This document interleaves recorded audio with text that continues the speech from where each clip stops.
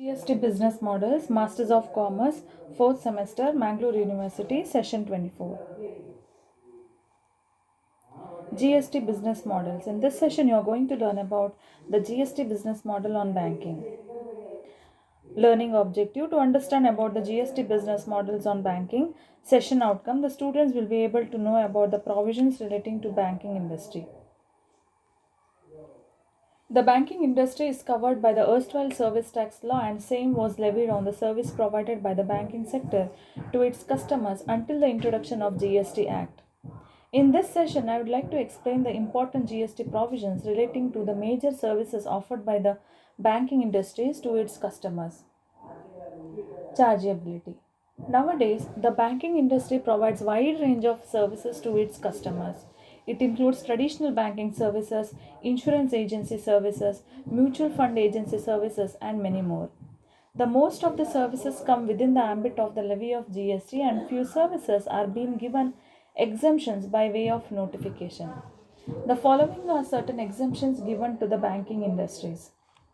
First one, services by way of extending deposits, loans, or advances insofar as the consideration is represented by way of interest or discount other than interest involved in the credit card services.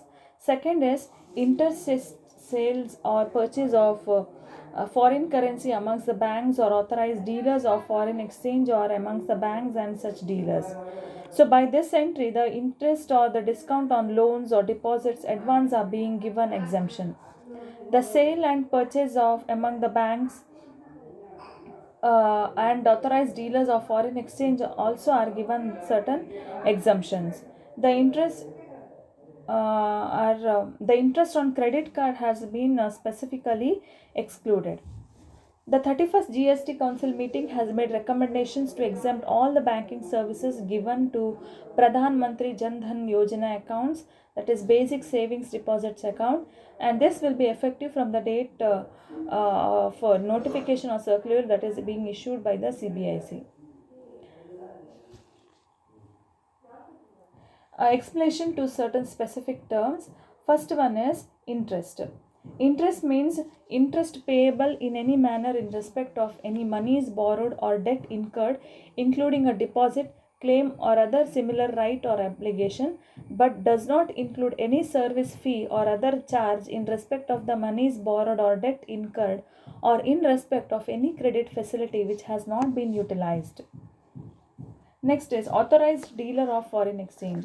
Authorized dealer of foreign exchange shall have the same meaning assigned to authorized person in clause C, section 2 of the Foreign Exchange Management Act of 1999. And the second exemption is services by an acquiring bank. Services by an acquiring bank to any person in relation to settlement of an amount up to 2000 rupees in a single transaction transacted through credit card, debit card, charge card, or any other payment card service. So here, for the purpose of this entry, acquiring bank means any banking company, financial institution, including non-banking financial company, or any other person who makes the payment to any person who accepts such card.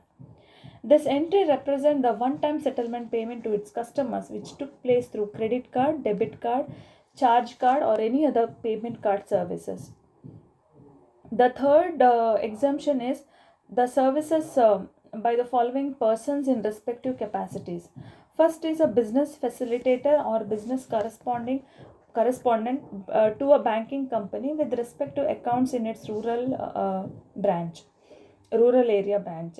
Second, any person as an intermediary to a business facilitator or a business correspondent with respect to services mentioned in entry A, or next is a business facilitator or a business correspondent to an insurance company in a rural area. The business facilitator or a business correspondent plays a vital role in the present day of banking. Such persons work like a bridge between the rural economy and the banking companies. The intention of the government is to take steps to make banking facilities more closer to rural India. Therefore, the government had given this exemption specifically to rural area only. So certain terms which explained are: One is business facilitator or business correspondent. An intermediary appointed under the business facilitator model or the business correspondent model by a banking company or an insurance company under the guidelines issued by the Reserve Bank of India. Next is banking company. The banking company has the same meaning as assigned in section 45A of clause A of the Reserve Bank of India Act of 1934. Next is intermediary. Intermediary has the same meaning as assigned to it in subsection section 2 subsection 13 of the IGST Act of 2017. Rural area means the area comprised in a village as defined in land revenue records, excluding the area under the municipal committee, municipal corporation, town area committee, cantonment board or notified area committee, or any area that may be notified as an urban area by the central government or a state government. We can make an illustrative list to understand that certain exempted, taxable and non-taxable services under the provisions of the GST Act. The first nature of service is interest discount on loans or deposit or advances is exempted, whereas the services provided to Reserve Bank of India is taxable. Processing fee on loans is taxable. Documentation charges is taxable. Ledger folio charges is taxable. Invoice or check or any other similar discounting bills are exempt, but such discounting is exempt as the same is nothing but the extending the credit facility. However, in any extra amount charged in the name of commission, fees, brokerage, etc., then it will be chargeable. Next is DD charges, it is taxable. Issuance of bank statement charges is taxable. Stop payment charges is taxable. Standing instruction charges are taxable. Inspection charges are taxable. Bank guarantee commission charges are taxable. Issuance of letter of credit, credit card services, intermediary services are taxable, whereas a collateralized borrowing and lending obligations transactions are exempt under GST. Next is sale of any derivatives are not chargeable, and future contracts are also not chargeable.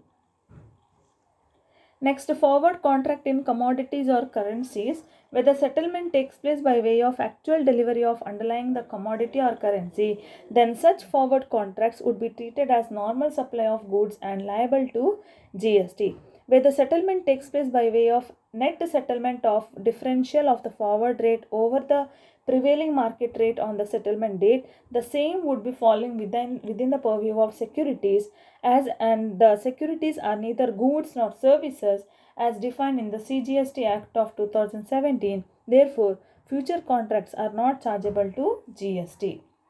Repos and reverse repo transactions, they are all exempt. The margins called in these transactions are repo rate and reverse repo rate, which are nothing but the interest charged for lending or borrowing, and hence it is exempt. Income from commercial paper or certificate of deposit, they are all exempt. These instruments are used for lending and borrowing money wherein the consideration is represented by the way of discount or subscription to the CP or CD, which are in the nature interest, etc., and hence exempt. Next is the promissory note. It is not chargeable as it is covered in the definition of money as given by the CGST Act, which is neither goods nor services, and hence it is exempt. However, if any extra amount charged in the name of commission, fees, brokerage, etc., then it will be chargeable to tax. Next, assignment or sale or of secured or unsecured debts. It is not chargeable to tax, but in case if the sale, transfer or assignment of debt falls within the purview of the actionable claims, and only actionable claims in respect of lottery, betting and gambling are chargeable under the provisions of CGST Act of 2017. Therefore, all other actionable claims are not chargeable. Interest on financial lease, it is exempt. The finance lease method of borrowing against the asset, and therefore interest is charged thereon will be exempt. Next is interest on gold loan. It is taxable. Loan takeover transactions are taxable. Sale of repossessed assets are taxable. Securitization transactions are not chargeable. Charges on check bouncing are taxable. Place of supply. As per section 12, subsection 12 of the IGST Act, the place of supply in case of banking sectors are: first one, if the recipient location exists in the records of the supplier, then the place of supply will be the location of the recipient itself.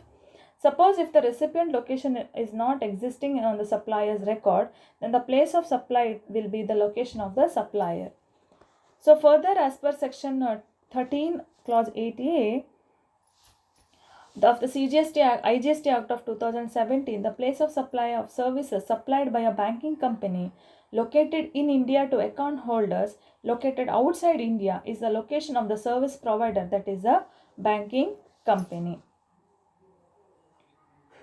So account has been defined in as to mean an account which bears interest to the depositor and includes a non-resident external account and a non-resident ordinary account, that is NRE account and NRO account. Next is liability to issue the invoice. So as per provisions of Proviso to Rule 47 of the CGST Rules of 2017, the banking companies may issue invoices within 45 days from the date of supply of services. However, as per the sub-rule 2 of the Rule 54 of the CGST Rules of 2017, such entities may issue any other document in lieu of the tax invoice.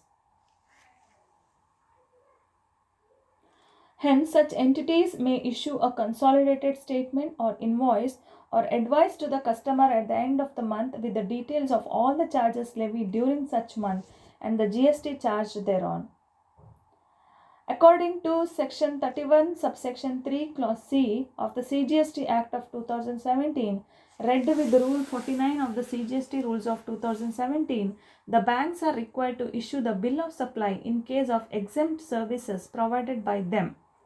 Further, in view of provisions contained in sub-rule 5 of the Rule 54 of the CGST Rules of 2017, banks may issue any other document in lieu of bill of supply. In case of goods or services, the registered person procuring goods or services from an unregistered person located in India or services from a person located outside India is required to raise a self-invoice on the date of receipt of such supplies. Banks may raise a self-invoice, debit note or credit note for each supply. As the import of goods would be under the cover of a bill of entry, there is no need to raise a self-invoice. It may, however, be noted that Section 9, subsection 4 of the CGST Act of 2017, Section 5, subsection 4 of the IGST Act 2017 has been suspended as amended from time to time. Next is input tax credit, which is dealt by Section 17, subsection 4 of the CGST Act of 2017. So the detailed provisions regarding the ITC available to the banking companies are given in Section 17, subsection 4 of the CGST Act of 2017. Accordingly, such entities have two options regarding to the availment of input tax credit. First one, to avail the input tax credit only on which they are attributed to the taxable supplies made or affected by such entities. Second, to avail the input tax credit every month, an amount equal to 50% of the eligible input tax credit on inputs, such capital goods and input services in that month, and rest will lapse. So provided that once the option regarding the availment of credit has been opted by such entities, then it cannot be changed during the remaining financial year. The above referred restriction of 50% shall not apply to the inter-branch supplies between the registered branches having same PAN in India. Furthermore, Section 17, subsection 4 of the CGST Act of 2017 is applicable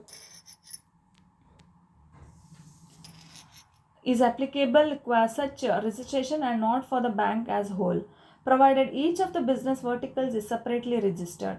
The procedure regarding the claim of ITC in case of banking companies has been given in Rule 38 of the CGST rules of 2017. To conclude, we can safely say that the banking industry has its peculiar characteristics and the provisions are made to match the same. Also, with the passage of time, the government is taking care of need for necessary changes which are required to be taken in the greater interest of the country.